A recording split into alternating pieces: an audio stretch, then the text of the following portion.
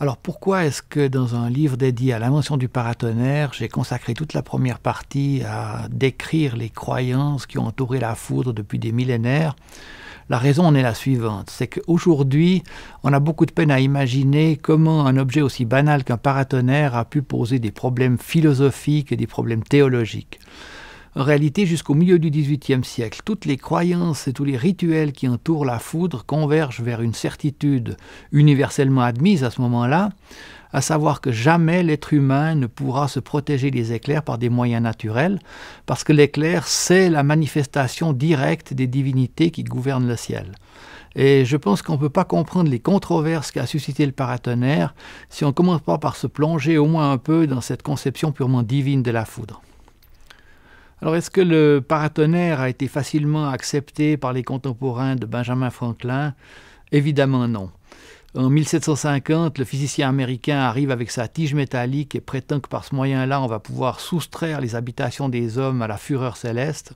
Alors pour les plus enthousiastes du progrès des sciences, c'est une véritable invention géniale, mais pour une grande partie de la population et aussi pour une partie des savants de l'époque, c'est une arrogance absolument inacceptable, c'est un sacrilège.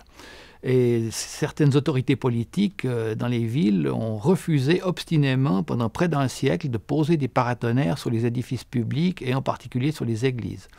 Donc finalement, l'acceptation du paratonnerre est une révolution culturelle dans la mesure où elle a obligé à redistribuer les rôles et les prérogatives entre Dieu et les hommes. Au XXIe siècle, est-ce que la foudre a encore un certain potentiel fantasmatique? Je pense que la réponse est nuancée. Dans certaines populations autochtones d'Afrique et d'Amérique latine, le paratonnerre reste un objet un peu inquiétant en raison de certaines croyances qui perdurent dans ces populations au sujet de la foudre. Partout ailleurs, et en Occident en particulier, plus personne ne s'oppose pour des raisons religieuses à l'usage du paratonnerre.